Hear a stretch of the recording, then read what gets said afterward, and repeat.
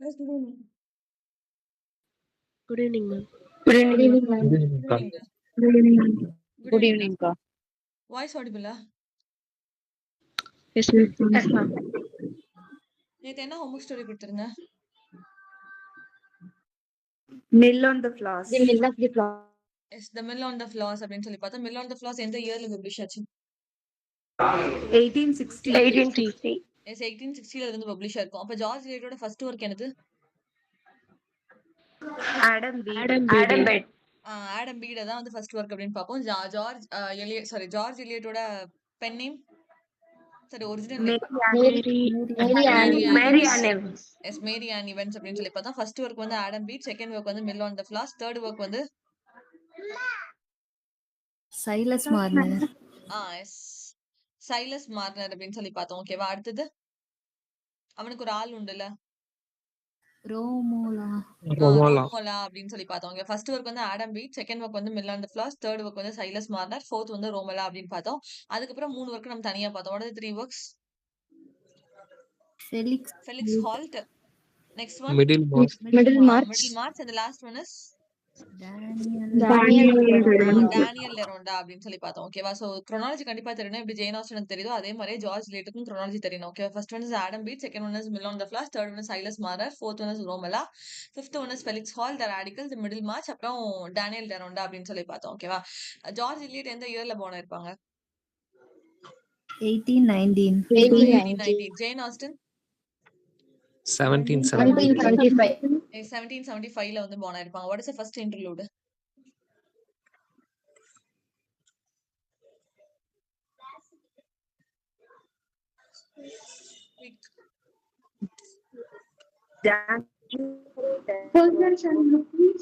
Fulgence Lucrece. யார் author Fulgens லுக்ரிஸ்க்கு? Henry Medwall. Henry Medwall அப்படின்னு சொல்லி பார்த்தோம். What is the first comedy? Nicholas Odell's Ralph Royster. Yes Ralph Roister Roister வந்து Nicholas உடாலோடது. அதுதான் வந்து நம்ம ஃபர்ஸ்ட் காமெடி அப்படின்னு சொல்லி பார்த்தோம். ஓகே, அப்ப ஃபர்ஸ்ட் ட்ராஜடி வந்து கார்படக் அப்படின்றது ஃபர்ஸ்ட் ட்ராஜடி. கார்படக்கோட இன்னொரு டைட்டில் என்னது?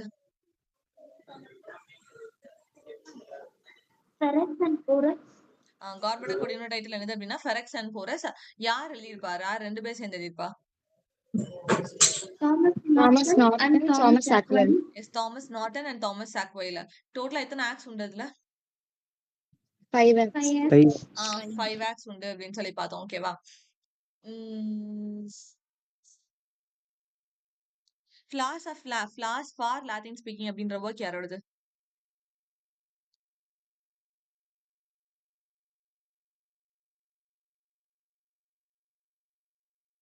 Flowers for Latin speaking. Nicholas Udall. Nicholas Udall. Nicholas உடாலோட ஃபர்ஸ்ட் ஒர்க் நம்ம ஆல்ரெடி பார்த்தோம். செகண்ட் தான் நம்ம என்ன சொல்றோம் அப்படின்னு சொன்னா ஃபிளாஸ் ஃபார் லாட்டின் ஸ்பீக்கிங் அப்படின்னு சொல்லி பார்த்தோம். ஓகேவா? பிரேவ் நியூ வேர்ல்ட் யாரோட ஒர்க்? நேத்து ஹோம்வொர்க் பார்த்துட்டு சொன்னல. எஸ் யாருடா நீங்க சொன்னீங்க? Aldus Huxley. Okay, brave new world யாரோட ஒர்க் அப்படின்னு சொன்னா ஆல்டஸ் ஹக்ஸ்லியோடது அப்படின்னு சொல்லி பார்த்தோம். அதுக்கு எந்த ஜானருக்கு எக்ஸாம்பிளா அதை பார்த்தோம்? டிஸ்டோபியன் அப்படின்னு சொல்லி பார்த்தோம். அப்ப அதுக்கு ஆப்போசிட் என்னது? யூட்டோபியன் யார் ஒர்க் எழுதிருப்பா? Thomas More. எந்த இயர்ல பப்ளிஷ் ஆயிருக்கும்? 1516. 1516ல தாமஸ் மோரோட யூட்டோபியா வந்து பப்ளிஷ் ஆயிருக்கும். டோட்டலா எத்தனை எஸ்ஸேஸ் இருக்கும் அதுக்குள்ள? 2 எஸ்ஸேஸ் இருக்கும். அது யார் டிரான்ஸ்லேட் பண்ணிருப்பா?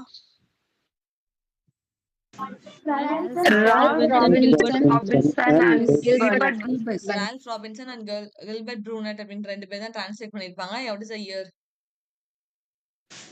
1551ல வந்து டிரான்ஸ்லேட் பண்ணிருப்பாங்கன்னு பார்த்தோம். அதுல புக் 1ல வந்து ஒரு 3 கேரக்டர்ஸ் உள்ள வராங்க அப்படின்னு சொல்லி பார்த்தோம். What are the 3 characters?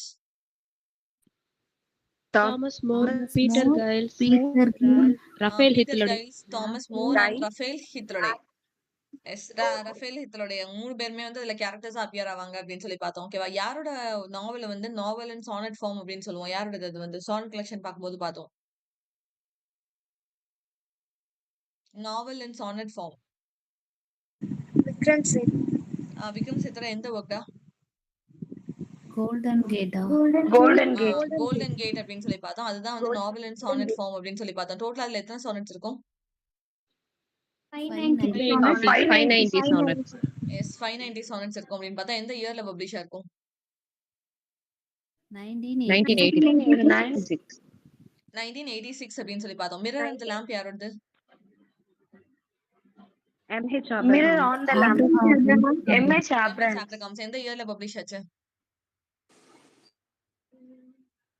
நான் குரூப்ல கூட மெசேஜ் போட்டேன் லாஸ்டா மத்தியானம்.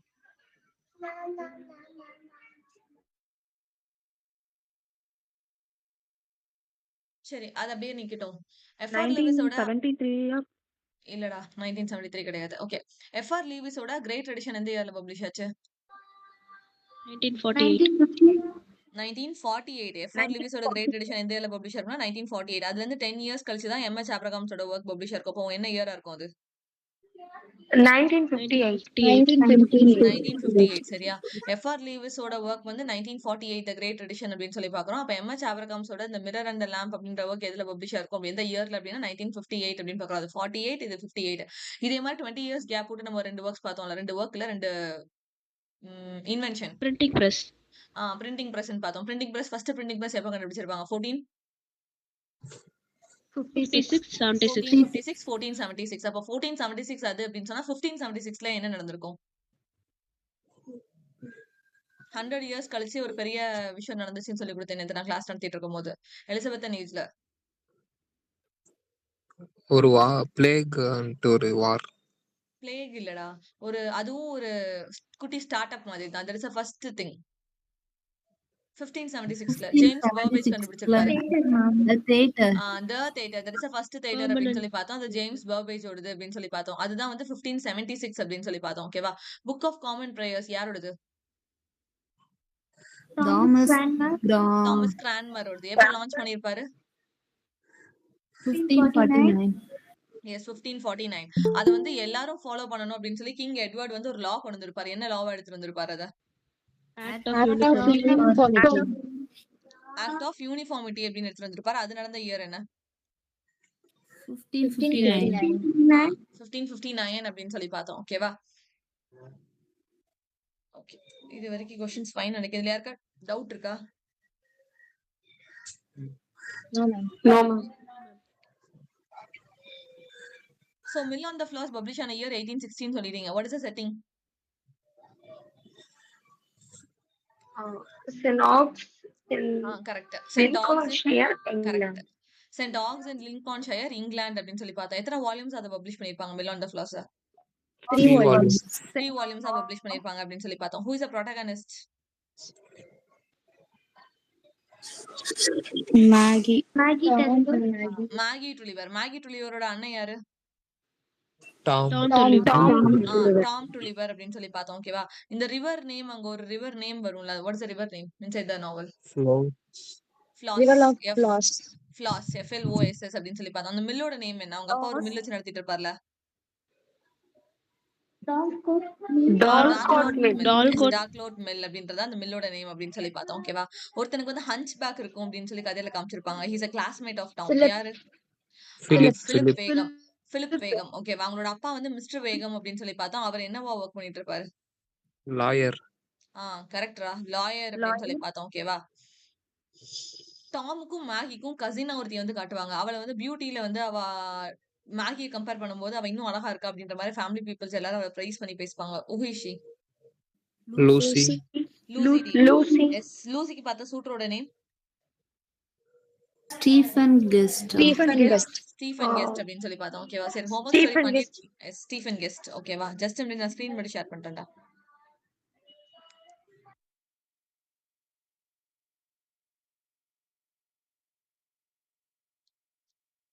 ஸ்கிரீன் விசிபிள் தானே? Yes, ma'am. ஓகே. சோ இப்ப நம்ம ஸ்டார்ட் பண்றது வந்து மில் ஆன் த ஃபிளார்ஸ் 1860ல பப்ளிஷ் ஆயிருக்கும். இதோட செட்டிங் என்ன அப்படின்னு சொல்லி பார்த்தா saint Ogg's in Lincolnshire England அப்படின்னு பாக்குறோம். இது வந்து ஒரு பில் அண்ட் க்ரோமன் நாவல் அப்படின்னு சொல்றாங்க. பில் அண்ட் க்ரோமன் அப்படின்னா என்னன்னு தெரிஞ்சுக்கோங்க. ஃபர்ஸ்ட் ஆஃப் ஆல் இது அங்கங்க நம்ம யூஸ் பண்ற மாதிரி இருக்கும். Bildungsroman as well as coming of age அப்படின்னு ஒரு சொல்லுவாங்க ஒரு ஜான்ரா வந்து. பில் அண்ட் க்ரோமனும் சரி கம்மிங் ஆஃப் ஏஜும் சரி ரெண்டுமே ஒரே விஷயத்தை தான் குறிக்குது. ரெண்டுமே என்ன சொல்லும் அப்படின்னா நம்ம ப்ரோட்டகனிஸ்ட் வந்து சின்னதுல இருந்து அடல்ட்டா மாறுற வரைக்கும் அவங்களோட லைஃப்ல என்ன நடந்துச்சு அப்படின்ற growth வந்து நமக்கு காமிச்சாங்க அந்த நாவலுக்குள்ள அப்படின்னு சொன்னா அந்த நாவலை நம்ம என்னன்னு சொல்லுவோம் அப்படின்னு சொன்னா பில் அண்ட் க்ரோமன் நாவல் அப்படின்னு சொல்லுவோம். ஓகேவா?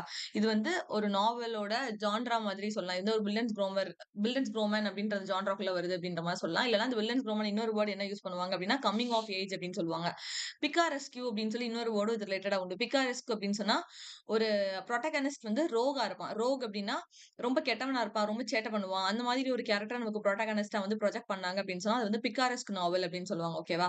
ஏன்னா நமக்கு நாவலோட ஹீரோ அப்படின்னாலே அவனுக்குன்னு சொல்லி சர்டன் எத்திக்ஸ் இருக்கணும், மாரல்ஸ் இருக்கணும். இந்த மாதிரி எல்லாம் ஃபாலோ பண்ணி எல்லா மக்களுக்கும் அது நல்லது செஞ்சா மட்டும் தான் அவனை ஹீரோவா அந்த டைம் பீரியட்ல ப்ரொஜெக்ட் பண்ணாங்க. ஏன்னா ஹீரோவை ப்ரொஜெக்ட் பண்ணவங்க எல்லாருமே ஒண்ணு பணக்காரனா இருப்பான், அரிஸ்டோகிராட்டா இருப்பான், இல்ல கிங்கா இருப்பான், இல்ல ஏதோ ஒரு பெரிய இடத்துல இருந்து ரூலிங்ல இருப்பான். அப்படிதான் வந்து நாவல் வந்து இவ்வளவு நாள் ஒரு ரூல் வச்சு எழுதிட்டு வந்துட்டு இருந்தாங்க. நாவலோட ப்ரோட்டகனிஸ்ட் அப்படின்னா இப்படிதான் இருக்கணும், இப்படிதான் போகணும், அவனுக்கு இந்த மாரல்ஸ் எல்லாம் இருக்கணும் அப்படின்னு சொல்லிட்டு.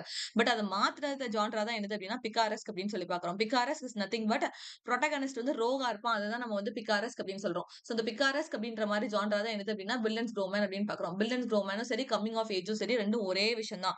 ரெண்டுக்கும் ஒரே ஒரு வித்தியாசம் என்ன அப்படின்னு சொன்னா கம்மிங் ஆஃப் ஏஜை விட வில்லன்ஸ் க்ரோமன்ல 18+ கண்டென்ட் கொஞ்சம் ஜாஸ்தியா இருக்கும். அதுதான் வந்து வில்லன்ஸ் க்ரோமன் சொல்லுவாங்க. அப்படி இல்லைன்னா அது கம்மிங் ஆஃப் ஏஜ். சோ ரெண்டுக்கும் இருக்கிற டிஃபரன்ஸ் ஒன்றும் பெருசா கிடையாது. ரெண்டு வேர்டையுமே யூஸ் பண்ணி அதை டிஸ்கிரைப் பண்ணுவாங்க. புரியுதா என்ன சொல்றேன்னு? புரியுதுக்கா. புரியுது. வில்லன்ஸ் க்ரோமன்னா என்ன அப்படின்றத எக்ஸ்பிளைன் பண்றேன். இது இந்த ஒரு புக்குக்கு மட்டும் வராது. நிறைய புக்ல நம்ம பார்ப்போம். வில்லன்ஸ் க்ரோமன், கம்மிங் ஆஃப் ஏஜ் நாவல், பிகாரெஸ்க் நாவல் அந்த மாதிரி நான் ஒவ்வொரு டைட்டில் கீழ இது வந்து வருது அப்படின்னு நான் சொல்லுவேன். ஓகேவா?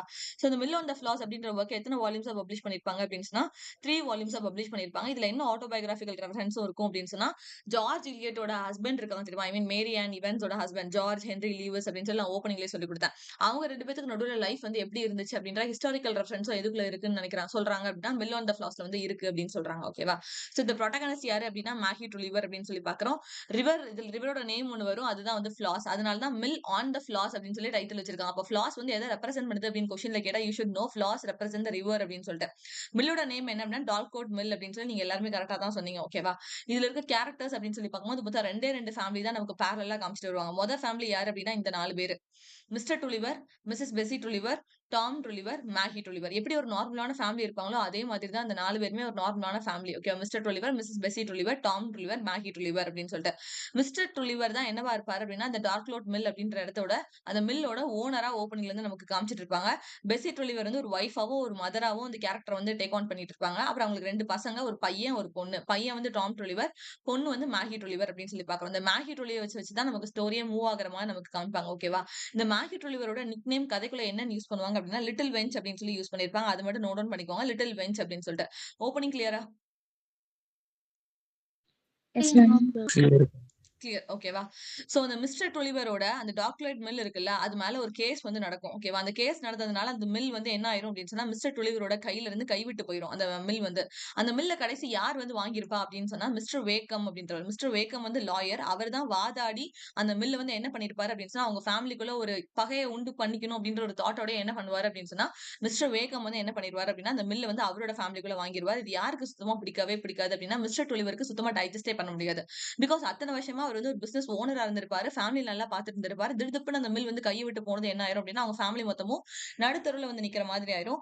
டாம் என்ன பண்ணிடுவாங்க அப்படின்னு சொன்னா பையன் தானே, அப்பாக்கு அடுத்தது ரெஸ்பான்சிபிலிட்டி யார் கேரி பண்ற மாதிரி இருக்கும் அப்படின்னு சொன்னா இப்ப விமனும் கேரி பண்றாங்க. பட் அந்த ஸ்டோரியில யார் கேரி பண்ணுவா அப்படின்னு சொன்னா அந்த டாம் தான் வந்து கேரி பண்ணுவான். ஓகேவா? சோ டாமோட ஷோல்டர்ல எல்லாமே வந்து விழுந்துரும். அவனோட தலையில எல்லாமே வந்து விழுந்துரும். அப்ப என்ன ஆயிரும், அவன் ஸ்டடீஸை விட்டுட்டு வேலைக்கு போற மாதிரி ஆயிரும். டாம் எங்க வேலைக்கு போவான் அப்படின்னு சொன்னா அந்த மிஸ்டர் வேக்கம் வந்து அந்த இதை வாங்கிட்டாரு தெரியுமா அந்த மில்ல, அந்த மில்லுக்கே தான் வேலைக்கு போற மாதிரி சிச்சுவேஷன் வந்து காட்டுவாங்க. சோ அவங்க அப்பா இறந்து போறதுக்கு முன்னாடி யார் அவங்க அப்பா? டாமோட அப்பா யாரு? Mr. Tulliver. மிஸ்டர் டொலிவர் இறந்து போறதுக்கு முன்னாடி ஒரே ஒரு விஷயத்தை தான் கேட்டுக்கிட்டே இருப்பாரு. எப்படியாவது அந்த மில்ல வந்து திருப்பி நம்மளோட பேருக்கு எடுத்துட்டு வந்துரு, நம்மளோட பேருக்கு எடுத்துட்டு வந்துரு. அவருக்கு லைட்டா கொஞ்சம் கொஞ்சமா மென்டலி அவர் டிஸ்டர்ப் ஆக ஆரம்பிச்சிருவாரு. பிகாஸ் அவர் கையில இந்த பிசினஸ் போயிடுச்சு, மணி போயிடுச்சு, எல்லாமே பேங்க்ரப்ட் ஆயிடுச்சு சடனா அப்படின்றப்போ அவர் மென்டலி டிஸ்டர்ப் ஆயிட்டே இருப்பாரு. ஒரே ஒரு விஷயத்த தான் பையன் கிட்ட திருப்பி திருப்பி கேட்டு இருப்பாரு, அந்த மில் எப்படியாவது கையில எடுத்துரு அப்படின்னு சொல்லிட்டு. So after certain number of years அவன் நல்லா உழைச்சதுக்கு அப்புறம் என்ன பண்ணிடுவான் அப்படின்னு சொன்னா அந்த மில்ல அவன் திருப்பி கைக்குள்ள ஈட்டுருவான். மிஸ்டர் டொலிவர் வந்து சாரி டாம் டொலிவர் வந்து அகைன் அவன் கைக்குள்ள வந்து எடுத்துருவான். ஓகேவா? சன் வந்து அந்த சந்தோஷம் தாங்க முடியாம, அந்த சந்தோஷம் எப்படி எக்ஸ்பிரஸ் பண்ணன்றது தெரியாம, அந்த ஃபுல்ஃபில்மெண்ட்லயே யார் வந்து இறந்து போயிருவா அப்படின்னு சொன்னா, மிஸ்டர் டூலிவர் வந்து இறந்து போயிருவாங்க. சோ இதுதான் வந்து கதையோட ஒரு மெயினான பார்ட் அப்படின்னு சொன்னா இவ்வளவுதான். ஒரு மில் இருக்கு. அந்த மில்ல வந்து ஆப்போசிட் டீம்ல இருக்கிற ரைவல்ல இருக்கிற ஃபேமிலி வந்து என்ன பண்ணிடுறாங்க அப்படின்னு சொன்னா, அந்த மில்ல வந்து கையில இருந்து வாங்கிடுறாங்க. அத எப்படி திருப்பி வாங்குறாங்க அப்படின்றது அந்த 2 ஃபேமிலிக்கு நடுவுல பேரலலா போயிட்டு இருக்க ஒரு முக்கியமான ஸ்டோரி. இத தாண்டி நமக்கு இன்னொரு ஸ்டோரி எத வச்சு ஓடிட்டு இருக்கும் அப்படின்னு சொன்னா, மேகி டுலிவர வச்சு ஓடிட்டு இருக்கும். ஓகேவா? மேகி டுலிவரையும், லூசி டீனையும் எப்ப பார்த்தாலும் அவங்க ஃபேமிலிக்குள்ள கம்பேர் பண்ணிட்டே இருப்பாங்க. மேகியோட ஹேர் வந்து எப்படி இருக்கும் அப்படின்னா, ரொம்ப கர்லியா இருக்கும். அவ லைட்டா சாக்கோ கலர்ல அழகா இருப்பா. பட் லூசி டீனோட ஹேர் வந்து எப்படி இருக்கும் அப்படின்னா, பிளைனா ஸ்ட்ரைட்டா இருக்கும். அவ ரொம்ப ஃபேரா இருப்பா. இதனால மேகி டுலிவரையும், லூசி டீனையும் எப்ப பார்த்தாலும் கம்பேர் பண்ணிட்டே இருப்பாங்க. இது யாருக்கு சுத்தமா பிடிக்கவே பிடிக்காது அப்படின்னு சொன்னா, மேகி டுலிவருக்கு சுத்தமா பிடிக்கவே பிடிக்காது. லூசி டீனுக்கு ஆல்ரெடி ஒரு சூட்டர் வந்து பார்த்து வச்சிருப்பாங்க. ஓகேவா? அவனோட நேம் தான் என்ன அப்படின்னு சொன்னா, ஸ்டீஃபன் கெஸ்ட் அப்படின்னு சொல்லி ஒரு சூட்டர் வந்து பார்த்து வச்சிருப்பாங்க. இது ஒரு பக்கம் ஸ்டோரியா நடந்துட்டு இருக்கும். இது நடுவுல இன்னொரு கேரக்டர் யார் ஜம்ப் அடிச்சு வருவா அப்படின்னு சொன்னா, Philip Wakem. Philip Wakem first of all யாரு அப்படின்னு சொன்னா, இந்த மிஸ்டர் வேக்கம்னு ஒருத்தர் இருக்கான் பாத்தீங்களா? இவன் தான் லாயரு. அவங்களோட ஃபேமிலில இருந்து மில்ல வந்து லாயரா இருந்து வாதாடி அந்த பக்கம் இழுத்தான்னு சொல்லி பிரச்சனை பண்ணான்னு சொல்லி பார்த்தோம்ல.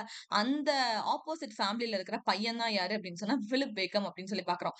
பிலிப் வேக்கம பொறுத்தவரை அவனோட பிசிக்கலா அவன் வந்து கொஞ்சம் டேமேஜ்டா இருப்பான். என்ன மாதிரி அப்படின்னு சொன்னா, அவனுக்கு ஒரு ஹஞ்ச் பேக் இருக்கும். ஹஞ்ச் பேக் அப்படின்னு சொன்னா கேமலுக்கு இருக்கும் தெரியுமா? ஒரு குட்டி மவுண்டைன் மாதிரி. அந்த மாதிரி அவனுக்கு முதுகுல வந்து ஒரு ஹஞ்ச் பேக் இருக்கும். ஓகே.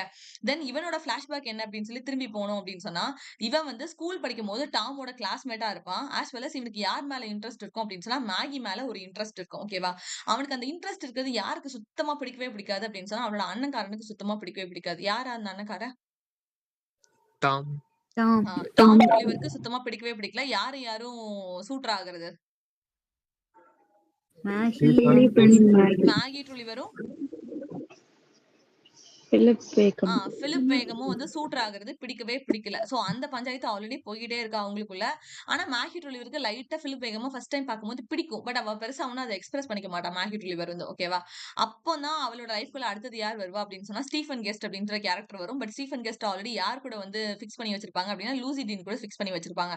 ஆனா லூசி டீன் கிட்ட ஃபிக்ஸ் பண்ணதுக்கு அப்புறம் ஸ்டீஃபன் கெஸ்ட் யார பார்ப்பான் அப்படின்னு சொன்னா, மேகி ஒலிவர பார்ப்பான். சோ மேகி ஒலிவர பார்த்ததுமே யாருக்கு ரொம்ப பிடிச்சிரும் அப்படின்னு சொன்னா, ஸ்டீஃபன் கெஸ்ட்க்கு வந்து பிடிச்சிரும்.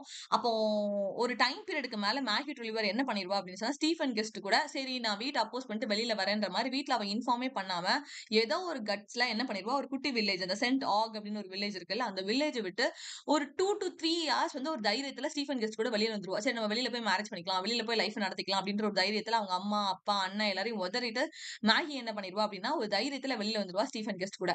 ஒரு 2 to 3 ஹார்ஸ் கூட அவன் கூட வெளியில போயிருக்க மாட்டா. அவளுக்கு ஒரு கில்ட் வந்துரும். இல்ல நான் ஏதோ தப்பு பண்றேன். எனக்கு ஏதோ தப்பு பண்ற மாதிரி இருக்கு. என்ன வீட்ல கொண்டு போய் இறக்கி விட்டுரு ப்ளீஸ் அப்படின்னு சொல்லி ஸ்டீஃபன் கெஸ்ட் கிட்ட அவ கெஞ்ச ஆரம்பிச்சிருவா. சரின்னு சொல்லிட்டு அவங்க ஊருக்குள்ள போகும்போதே மேட்ரு ஊர் ஃபுல்லா தெரிஞ்சிடும். இப்படி மேகி ஒலிவர் வந்து வீட்ல இருந்து ஓடி போயிட்டா அப்படின்னு சொல்லிட்டு. அப்போ அவங்க ஃபேமிலிக்கு ரொம்ப அசிங்கமாயிரும். அவன் அண்ணன் இனிமே நீ வீட்டுக்கே வரவே வராத. உன்னை நான் ஊரை விட்டு தள்ளி வைக்கிறேன் அப்படின்னு சொல்லிட்டு ஊரை விட்டு வெளியில யார் தள்ளி வச்சுட்டான் அவன் அண்ணக்காரன் வந்து?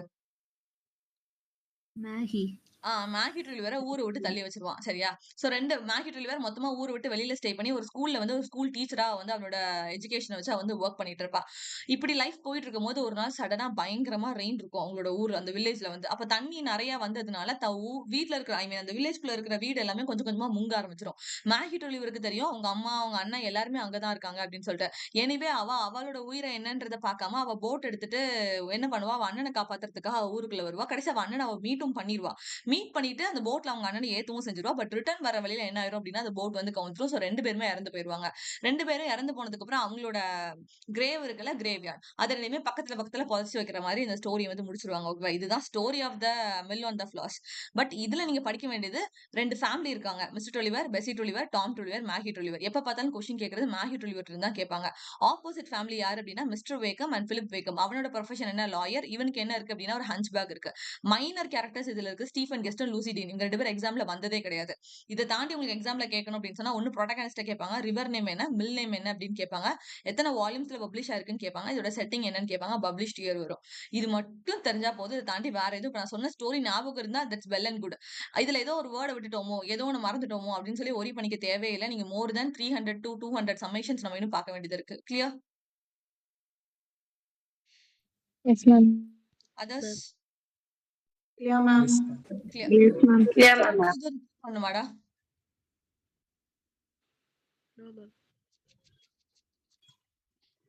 குயிக்கா ஸ்டோரி ரிப்பீட் பண்ணுமான்னு கேட்டேன்.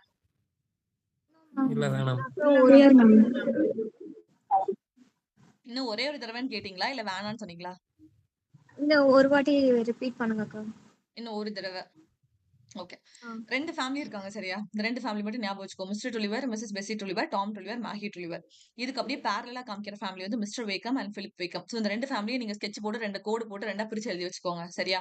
ஃபர்ஸ்ட் ஆஃப் ஆல் இந்த ஃபேமிலிக்கும் இந்த ஃபேமிலிக்கும் சண்டை ஆகுது. ஏன் சண்டை ஆகுது அப்படின்னு சொன்னா ஒரு மில்ல வச்சு சண்டை ஆகுது. மில் வந்து கோர்ட் வரைக்கும் கேஸுக்கு வந்துருச்சு. அப்ப அந்த லாயர் என்ன பண்ணிடுறான் வாதாடி வின் பண்ணி மிஸ்டர் வேக்கம் வந்து அந்த மில்ல வந்து கைக்குள்ள எடுத்துக்கிறான். சோ இங்க தான் பஞ்சாயத்து ஃபர்ஸ்ட் ஸ்டார்ட் ஆகுது. எப்படி நீ மில்ல வந்து கை விட்டு போயிடுச்சு மிஸ்டர் டொலிவரோட ஃபேமிலியை விட்டு வேகமோட ஃபேமிலிக்கு மில் வந்து கை விட்டு போயிடுச்சு. அப்ப அவங்க அப்பாக்கு லைட்டா மென்டலி டிஸ்டர்ப் ஆக ஆரம்பிக்குது. அப்ப பையன் கிட்ட ஒன்னே தான் கேட்கான், நான் இறந்து போறதுக்குள்ளேயும் நீ அந்த மில்ல வந்து திருப்பி கைக்குள்ள எடுக்கணும் அப்படின்னு மட்டும் கேட்கறான். டாம் டொலிவர் என்ன பண்றான், வேலை எல்லாத்தையும் விட்டுட்டு அவங்க அப்பாக்காக உழைக்கிறான் வைக்கிறான், அந்த மில்ல திருப்பி அவன் கைக்குள்ள எடுத்துருவான். சரியா? இது வந்து ஒன் ஆஃப் த ஸ்டோரி. இப்படிதான் வந்து ஒரு கதை. அந்த கதையோட ஒரு மெயின் கரு வந்து இதுதான். இன்னொரு கரு வந்து எதை வச்சு போகும் அப்படின்னு சொன்னா மேகி டொலிவர் வச்சு போகும். மேகி டொலிவர் மேல 2 பேர் இன்ட்ரெஸ்டடா இருப்பாங்க. ஷார்ட்டா சொல்லணும் அப்படின்னு சொன்னா ஒன்னு பிலிப் வேகம். ஓகேவா? பிலிப் வேகம் அவங்க எதிரி ஃபேமிலியோட பையன். இன்னொன்னு யாரு அப்படின்னு சொன்னா ஸ்டீஃபன் கெஸ்ட். ஸ்டீஃபன் கெஸ்ட் யாரு அப்படின்னு சொன்னா இந்த டொலிவரோட ஃபேமிலி இருக்காங்கல்ல இவங்களுக்கு ஒரு கசின் உண்டு. ஓகேவா? அந்த கசினோட நேம் தான் லூசி டீன். லூசி டீனுக்காக பார்த்த பையன் தான் யாரு அப்படின்னு சொன்னா Stephen Guest. But Stephen Guest மேகியை பார்த்ததுக்கு அப்புறம் அட்ராக்ட் ஆயிருவோம். அப்ப இப்ப இவங்க 2 பேர் இருக்காங்க. பிலிப் வேகமும் இருக்காங்க, ஸ்டீஃபன் கெஸ்டும் இருக்காங்க. பிலிப் வேகமா அவளுக்கு ஃபர்ஸ்ட் பார்க்கும்போது பிடிக்கும். ஆனா அண்ணக்கார வேண்டவே வேணாம் ஸ்ட்ராங்கா நின்றுவான். அதனால மேகி டொலிவர் விட்டுருவாத. செகண்ட் அவளுக்கு யார் பிடிக்கும் அப்படின்னா ஸ்டீஃபன் கெஸ்ட் அவளுக்கும் பிடிக்கும். ஸ்டீஃபன் கெஸ்ட் கூட ஒரு தடவை சரி வீட்டை அப்போஸ் பண்ணி வெளியில போயிடலாம் தைரியமா வெளியில போயிருவா. 3 இயர்ஸ் கூட அவன் கூட இருக்க மாட்டான். உடனே ரிட்டர்ன் ஊருக்கு வர ட்ரை பண்ணுவா. ஊருக்கு வரதுல ஊருக்குள்ள நியூஸ் எல்லாம் பரவிடும் அவன் வீட்டு விட்டு போயிட்டான்னு சொல்லிட்டு அவன் அண்ணன்காரன் ஊர் விட்டு ஒதுக்கி வச்சிருவான். அந்த நேரம் பார்த்து ஊருக்குள்ள வெள்ளமா இருக்கும். வெள்ளத்துல அவன் அண்ணனை காப்பாத்துறதுக்காக அவ திருப்பி வருவா. அந்த நேரம் போட்ல வந்து 2 பேருமே இறந்து போயிருவாங்க. This is story of Mill and the Floss. Okay அக்கா. ஓகேவாடா? ஓகே அக்கா. Thank you. ஓகே. நம்ம இன்னைக்குள்ள கிளாஸ் பார்க்கலாம். நாளைக்கு ஹோம்ஒர்க் ஸ்டோரி வந்து உங்களுக்கு 2 வரும்டா. ஏன்னா அதுக்கு அடுத்த ஸ்டோரியில இது கிடையாது. ஒன்னும் பெருசா கதை கிடையாது. Silas Marner and Romola. சரியா? நாளைக்கு ஹோம்ஒர்க் ஸ்டோரி சைலஸ் மார்னர் 1861ல பப்ளிஷ் ஆயிருக்கும். ரோம்ல வந்து 1862. இதுக்குள்ள கதை என்ன இருக்குன்னு சொல்லி ஃபுல் சம்மேஷன்லாம் ரீட் பண்ணி டைம் வேஸ்ட் பண்ணவே பண்ணாதீங்க. அதுல ஒரு 4-5 கேரக்டர்ஸ் தான் வருவாங்க. அந்த 4-5 கேரக்டர்ஸ் மட்டும் யாருன்றத பாருங்க. சைலஸ் மார்னருக்கு ஒரு சப்டைட்டில் இருக்கும். அந்த சப்டைட்டில் என்னன்றத பாத்துக்கோங்க. வேற எதுவுமே இது 2க்குமே தேவையில்லை. இந்த 2 ஒர்க்கத்துக்கு அப்புறம் ஜார்ஜ் எலியட்டோட இம்பார்ட்டன்ட் ஒர்க் அப்படின்னு சொல்லி பார்த்தா மிடில் மார்ச்சும் டேனியல் டெரோண்டா மட்டும்தான். ஓகேவா? இது மிடில் இருக்கிற இந்த 3யுமே நீங்க தெரிஞ்சு வச்சுக்கோங்க. இதுல இருந்து பெருசா கொஸ்டின்ஸ் வந்தது கிடையாது. ஓகேவா? சோ அதனால நாளைக்கு நான் 2 ஹோம்ஒர்க் ஸ்டோரி சேர்த்து தரேன். 2ம் படிக்கிறது ஒன்றும் கஷ்டமா இருக்காது. சைலஸ் மார்னர் ரோமெல்லாம் 1861 அண்ட் 1862 அப்படின்னு சொல்லி பாக்குறோம். ஓகேவா? சோ நம்ம நெக்ஸ்ட் ஸ்டார்ட் பண்ண போறது வந்து வில்லியம் ஷேக்ஸ்பியர். வில்லியம் ஷேக்ஸ்பியரோட தான் நேத்து நான் உங்களுக்கு ஸ்டாப் பண்ணேன். வில்லியம் ஷேக்ஸ்பியர் எந்த இயர் born ஆயிருப்பாரு அப்படின்னு சொன்னா 1564ல born ஆகி 1616ல டிமைஸ் ஆயிருப்பாரு. இதெல்லாம் நம்ம காலேஜ் படிக்கும் போதே படிச்சிருப்போம். அதனால நான் ஃபாஸ்டா போறேன். ஓகேவா? வில்லியம் ஷேக்ஸ்பியர் யாரோட பையன் அப்படின்னு சொன்னா ஜான் அண்ட் மேரி ஆர்டன் அப்படின்ற இந்த 2 பேரோட பையன் தான் வந்து வில்லியம் ஷேக்ஸ்பியர் அப்படின்னு சொல்லி பாக்குறோம். இவங்க எங்க இருந்தாங்க அப்படின்னு சொன்னா ஸ்டான்ஃபோர்ட் அப்பான் ஆவான் அப்படின்ற ஒரு பிளேஸ்ல தான் இவங்க வந்து பிறந்திருப்பாங்க. ஷேக்ஸ்பியரோட ஃபேமிலி பத்தி பார்க்கணும் அப்படின்னு சொன்னா அவர் வந்து ஒரு ஃபார்மிங் ஃபேமிலில இருந்து வந்திருப்பாரு. ஓகேவா? அக்ரிகல்ச்சர் அந்த மாதிரி ஒரு ஃபேமிலில இருந்து வந்திருப்பாரு. இவர் எந்த நாள் பிறந்திருப்பாரு அப்படின்னா ஏப்ரல் 23 பிறந்திருப்பாரு. அதே ஏப்ரல் 23ல தான் அவர் இறந்தும் போயிருப்பாரு. வருஷம் மட்டும் வேற வேற. 64ல born ஆயிருப்பாரு. 1616ல டிமைஸ் ஆயிருப்பாரு. பட் பிறந்தது இறந்தது 2மே வந்து ஏப்ரல் 23 அப்படின்னு தான் பாக்குறோம். ஓகேவா? இதே இதுலதான் யார் வந்து இறந்து போயிருப்பா அப்படின்னு சொன்னா மிக்கல் டி கிளெவன்ஸும் அதே வருஷத்துல தான் இறந்து போயிருப்பாங்க அப்படின்றது மட்டும் தெரிஞ்சுக்கிறதுக்காக கொடுத்திருக்கேன். மிக்கல் டி கிளெவன்ஸ் வந்து ஒரு இம்பார்ட்டன்டான ரைட்டர். எதனால அவர் வந்து இம்பார்ட்டன்டான ரைட்டர் எந்த ஒர்க்குக்கு அப்படின்னு சொன்னா டான் கிசோட் அப்படின்னு ஒரு ஒர்க் வந்து எழுதியிருப்பாரு 1605ல. அது வந்து 2 பார்ட்ஸா பப்ளிஷ் பண்ணிருப்பாங்க. இது விஷயத்தை மட்டும் தெரிஞ்சு வச்சுக்கோங்க. இவர் இந்த வருஷம் தான் இறந்தாரு. நான் உங்களை மனப்பாடம் பண்ண சொல்லல. இவர் வந்து ஒரு ஸ்பானிஷ் ரைட்டர் மிக்குல் டி கிளெவன்ஸ் அப்படின்றவர். இவரை நீங்க ஆப்ஷன்ல பார்க்கலாம். இவரோட ஒர்க் வந்து டான் கிசோட். இதை பார்த்து நிறைய பேர் ரீடெல் பண்ணிருக்காங்க. அதை நான் இவரை சொல்லிக் கொடுக்கும் போது உங்களுக்கு நான் அதையும் சேர்த்து சொல்லிக் கொடுப்பேன். இப்போதைக்கு இந்த ஒர்க்கை மட்டும் இயரோட எத்தனை பார்ட்ஸா பப்ளிஷ் பண்ணிருக்காங்க அப்படின்றத மட்டும் மெமரைஸ் பண்ணிக்கோங்க. டான் கிசோட் 1605 2 பார்ட்ஸா பப்ளிஷ் பண்ணிருக்காங்க அப்படின்னு சொல்லி பாக்குறோம். ஓகேவா? 1582ல ஷேக்ஸ்பியர் யார் மேரேஜ் பண்ணிப்பாங்க அப்படின்னு சொன்னா ஆனி ஹாத்தவே அப்படின்னு ஒரு கேர்ள் வந்து மேரேஜ் பண்ணிப்பாங்க. அவங்களோட 8 இயர்ஸ் சீனியர் அந்த பொண்ணு வந்து. ஓகேவா? சோ ஒரு மூத்த பொண்ணு தான் வந்து யார் மேரேஜ் பண்ணிப்பாரு அப்படின்னா ஷேக்ஸ்பியர் வந்து மேரேஜ் பண்ணிப்பாங்க. சோ அவங்களுக்கு வந்து எத்தனை குழந்தை அப்படின்னா 3 பேபி. ஒன்னு வந்து ட்வின்ஸ், இன்னொன்னு சிங்கிள் டாட்டர். ஓகே, அந்த டாட்டரோட நேம் என்ன அப்படின்னா சூசனா. அந்த ட்வின்ஸோட நேம் என்ன அப்படின்னா ஹாம்னட் அண்ட் ஜூடித் அப்படின்னு பாக்குறோம். ஓப்பனிங் கிளியரா? கிளியர் தான். Yes, ma'am. ஓகேவா? இப்ப ஷேக்ஸ்பியர் as ரைட்டர் அப்படின்னு சொல்லி பார்க்கணும். he is a English playwright, poet and actor அப்படின்னு சொல்லி பாக்குறோம். ஓகேவா? இவர் எந்த ஏஜ் வந்து பிலாங் பண்ணி இருப்பாரு அப்படின்னு சொன்னா Elizabethan age. Elizabethan age already நான் கோல்டன் ஏஜ் அப்படின்னு சொல்லி கொடுத்திருக்கேன். எலிசபெத் எந்த ஏஜ்ல இருந்து எந்த ஏஜ் வரைக்கும் ரூல் பண்ணிருப்பாங்க டைம் பீரியட்? 1558 to 1603. 1603. எலிசபெத்துக்கு முன்னாடி யார் ரூல் பண்ணிட்டு இருந்தா? மேரி 1 வந்து ரூல் பண்ணிட்டு இருந்தாங்க. எலிசபெத்துக்கு அப்புறம் 1603ல இருந்து யார் ரூல் பண்ணான்னு பார்த்தோம்? King James 1. ஓகேவா, கிங் ஜேம்ஸ் வந்து ரூல் பண்ணிட்டு இருந்திருப்பாரு அப்படின்னு சொல்லி பாக்குறோம். ஓகேவா, சோ ஷேக்ஸ்பியரோட பயோகிராஃபர் யாரு அப்படின்னு சொன்னா நிக்கோலஸ் ரோ அப்படின்னு சொல்லி பாக்குறோம். இனிமே வரப்போற ரைட்டர்ஸ்க்கு எல்லாத்துக்கும் பயோகிராஃபர் இருப்பாங்க. அதனால ரைட்டர்ஸ்க்கு படிக்கணும். ஸ்பென்சர், சிட்னி அப்படின்னு எடுத்துக்கிட்டோம்னா ஒவ்வொருத்துக்கும் ஒரு பயோகிராஃபர் வருவாங்க. டிக்கன்ஸ் வரைக்கும், ஹார்டி வரைக்கும் கூட அவங்க எல்லாருமே பயோகிராஃபர்ஸ் வந்திருக்காங்க. சரியா? சோ ஷேக்ஸ்பியரோட பயோகிராஃபர் யாரு அப்படின்னு சொன்னா நிக்கோலஸ் ரோ அப்படின்னு சொல்லி பாக்குறோம். Nicholas Rowe he is a shortest poet laureate அப்படின்னு சொல்லி. poet laureateனா ஆல்ரெடி சொன்னேன், அது ஒரு கவர்மெண்ட் பதவி மாதிரி. ஓகேவா, சோ poet laureate எல்லாரும் ஒரு நம்பர் ஆஃப் பீரியட் வரைக்கும் இருப்பாங்க, உயிரோட இருக்கிற வரைக்கும் இருப்பாங்க. சில பேர் தூக்கி எறிகிற வரைக்கும் அந்த பொசிஷன்ல இருப்பாங்க. பட் இருக்கிறதுலே ஷார்ட்டஸ்ட் poet laureate யார் வந்து அந்த ரூல் பண்ணிருப்பா, அந்த கவர்மெண்ட் பதவியில இருந்திருப்பா அப்படின்னு சொன்னா நிக்கோலஸ் ரோ தான் வந்து இருந்திருப்பாரு. நிக்கோலஸ் ரோ யாரு அப்படின்னு சொன்னா ஷேக்ஸ்பியரோட பயோகிராஃபர் அப்படின்னு சொல்லி பாக்குறோம். ஷேக்ஸ்பியர் ஒவ்வொரு வருஷத்துலயும் என்ன பண்ணாரு, என்ன எழுதினாரு, எங்க இருந்தாரு, என்ன பண்ணிட்டு இருந்தாரு அப்படின்றதுதான் ஃபியூச்சர்ல வந்து கண்டெம்பரரி கிரிட்டிக்ஸ்க்கு கிடைச்சிச்சு. பட் 1585ல இருந்து 1592 வரைக்கும் தலைவர் என்ன பண்ணிட்டு இருந்தாரு, எங்க இருந்தாரு, எங்க போனாரு, எதுவுமே எழுதல, எதுவுமே ஒரு பப்ளிஷும் பண்ணல. சோ இது வந்து நம்ம என்னன்னு சொல்றோம் அப்படின்னு சொன்னா லாஸ்ட் இயர்ஸ் அப்படின்னு சொல்றோம். இதை கேட்க மாட்டாங்க, பட் ஸ்டில் தெரிஞ்சு வச்சுக்கோங்க. சரியா? 1585ல இருந்து 1592 வரைக்கும் அவர் எங்கேயுமே அவைலபிளா இல்ல. அவர் பத்தி எந்த ஒரு பாயிண்ட்டுமே நமக்கு கிரிட்டிக்ஸ்க்கு வந்து கிடைக்கவே இல்ல.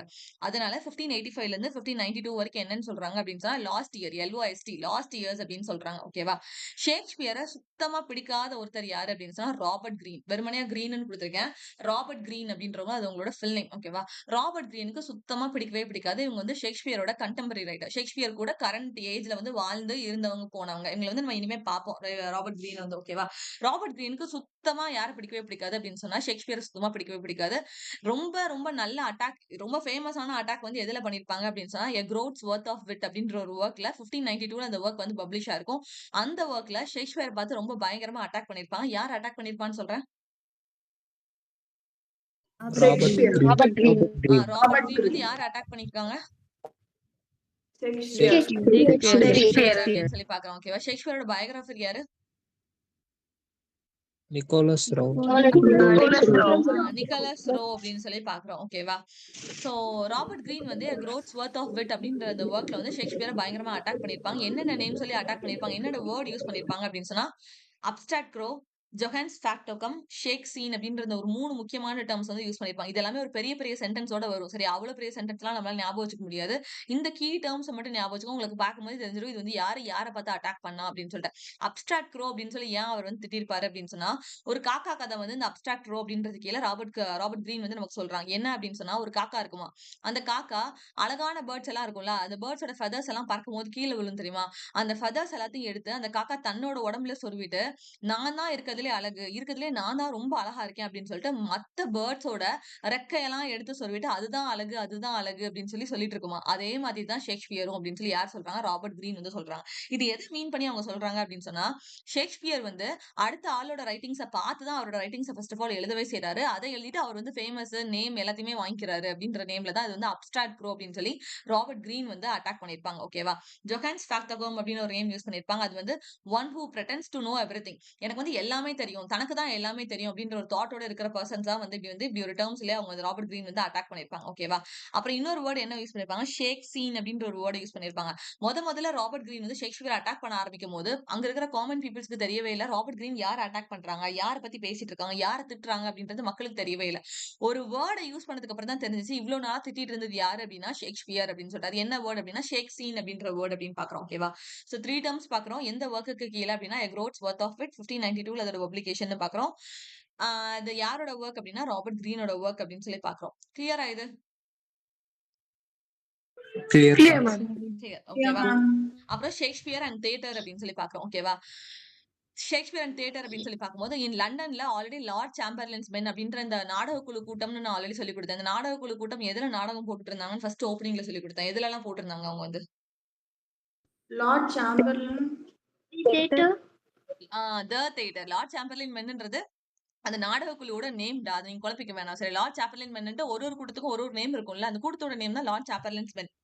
அவங்க எதுல வந்து நாடகம் போட்டாங்க அப்படின்னா த தியேட்டர் அப்படின்ற ஃபர்ஸ்ட் தியேட்டர்ல போட்டிருப்பாங்க. அப்புறம் இன்னொன்னுலயும் போட்டிருப்பாங்க, ரொம்ப ஃபேமஸ் ஆனது 1599ல வந்திருக்கும். அது என்ன theatre? Globe Globe Theatre. Globe theatre அப்படின்னு சொல்லி பாக்குறோம். குளோப் தியேட்டர் வந்து எந்த இயர் ஸ்டார்ட் பண்ணிருப்பாங்க? 1599. Correct. 1599. 1599. அது ஃபர்ஸ்ட் போடும்போது என்ன பிளே வந்து என்ன பண்ணாங்க அதுல? Julius Caesar. ஜூலியஸ் சீசர் அப்படின்னு பார்த்தோம். அது எப்போ எரிஞ்சு போச்சு? Henry VIII. 13. ஓகே. Henry எரிஞ்சு the போனப்போ Eighth. ஹென்றி 8 போட்டாங்கன்ற பாயிண்ட் கரெக்ட். எந்த இயர் எரிஞ்சு போச்சுன்னு கேட்டேன். 1613. 1613ல அது வந்து பர்ன் ஆயிடுச்சு அப்படின்னு சொல்லி பாக்குறோம். பர்ன் ஆனப்போ என்ன ஓடிட்டு இருந்துச்சு அப்படின்றப்ப வந்து நீங்க சொன்ன ஆன்சர் ஹென்றி 8 அப்படின்னு சொல்லி பாக்குறோம். ஓகே, அந்த பாயிண்ட்லாம் இருக்கட்டும். ஓகேவா? சோ இப்போ getting back to the point, in London அப்படின்னு சொல்லி பார்க்கும்போது லார்ட் சாம்பர்லின் மென்ஸ் அப்படின்னு ஒரு கூட்டம் இருந்தாங்க. அந்த கூட்டத்தை வந்து என்னன்னு சொல்லி கூப்பிட்டாங்க அப்படின்னா ஸ்ட்ரேஞ்ச் மென் அப்படின்னு சொல்ல கூட கூப்பிட்டாங்க. ஓகேவா? ஷேக்ஸ்பியருக்கு வந்து எதுலயும் ஷேர் இருந்துச்சு அப்படின்னு சொன்னா பிளாக் ஃபேர் தியேட்டர்ஸ்லயும் ஷேர் இருந்துச்சு. பிளாக் ஃபேர் தியேட்டர்ஸ் யார் கண்டுபிடிச்சிருப்பான்னு பார்த்தோம். யாரோட பையன்?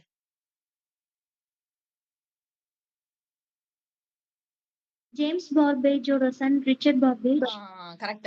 ஜேம்ஸ் பர்பேஜோட தியேட்டர் வந்து the theatre, that is first தியேட்டர்னு பார்த்தோம். ஜேம்ஸ் பர்பேஜ்க்கு ஒரு பையன் உண்டு, ரிச்சர்ட் பர்பேஜ் அப்படின்னு சொல்லிட்டு. ரிச்சர்ட் பர்பேஜோட தியேட்டர் தான் என்னது அப்படின்னு சொன்னா பிளாக் ஃபேஸ் தியேட்டர் அப்படின்னு சொல்லி பார்த்தோம். ஸோ பிளாக் ஃபேஸ் தியேட்டர்லயும் யாருக்கு ஷேர் வந்து இருந்துச்சு அப்படின்னு சொன்னா ஷேக்ஸ்பியருக்கு இருந்துச்சு அப்படின்னு சொல்லி. இது எல்லாமே ஜஸ்ட் தெரிஞ்சுக்கிறதுக்காக, நாலேஜுக்காக. பிகாஸ் இப்ப எல்லாமே ஸ்டேட்மெண்ட் கொஸ்டினா கேட்கறாங்க அப்படின்றப்போ அது நீங்க புரிஞ்சு வச்சிருக்கீங்களா அப்படின்றத அவங்க செக் பண்றாங்க. அப்போ அதுல இருக்கிற நம்ம எக்ஸ்ட்ரா டீடைல்ஸ், அவர் என்ன பண்ணாரு, எங்கெல்லாம் வந்து வச்சிருந்தாரு, அதெல்லாம் நம்ம தெரிஞ்சுக்க வேண்டியதா இருக்கு அப்பார்ட் ஃப்ரம் ஃபேக்ட்ஸ். ஓகேவா? சோ அதுல ரிச்சர்ட் பர்பேஜ் வந்து என்ன ஆக்டரா இருந்தாரு அப்படின்னா லீடிங் ஆக்டரா இருந்தாரு. நம்ம ரிச்சர்ட் பர்பேஜ் நீங்க எதுல மட்டும் பாத்திருப்பீங்க அப்படின்னா ஒரு ஃபவுண்டரா, பிளாக் ஃபேஸ் தியேட்டரை கண்டுபிடிச்ச இடத்துல மட்டும் நீங்க ரிச்சர்ட் பர்பேஜ பாத்திருப்பீங்க.